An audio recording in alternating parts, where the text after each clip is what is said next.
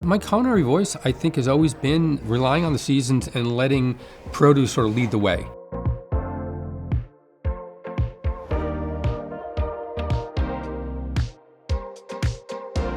In my yearbook photo, underneath my photo, it says plans to be a chef. So it's something that I had contemplated for quite some time. Professional achievement, I would say probably, aside from TV and media, receiving 4 3-star reviews from 4 different reviewers for 4 different restaurants. I think culinary school, like any school, any education, it just gives you some basic understanding. Spend time. Work in a few different restaurants. I mean, when I was coming up, you worked 10 years before you took a sous chef's role.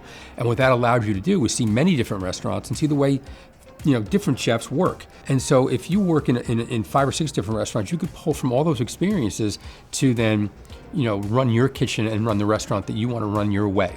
And so my advice to any student is just be patient. Give yourself 1 year to work in each restaurant and pick 5 restaurants that you want to work in. When I started cooking professionally, it was 45 years ago. And so American food was kind of in its infancy. So I think it helped being there at the right time, working in the right restaurants, and finding something to say, something that was unique and different than what was out there. ICE students stand out because they come in, they put their head down, they want to work hard. When you go to a kitchen, it's not going to be fun and games. It's not TV. It's actually hard work, and be ready for it.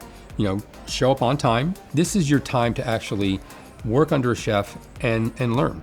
And so I find that the ICE students are open to that. Also, I think it helps being in New York City, because you're exposed to a lot of different things. You'll have chefs that come in and give lectures and things like that. If you want to go out and look at something, whether it's Afro-Caribbean food, or whether it's French food, or whether it's Thai, there's so many different restaurants that you can do an internship in, or you can find placement in. This is just the beginning of your education. Your education is ongoing; it doesn't stop. And so, being prepared means being open to a lot of different experiences, and it means dedicating the time and really pursuing your career in a very thoughtful way.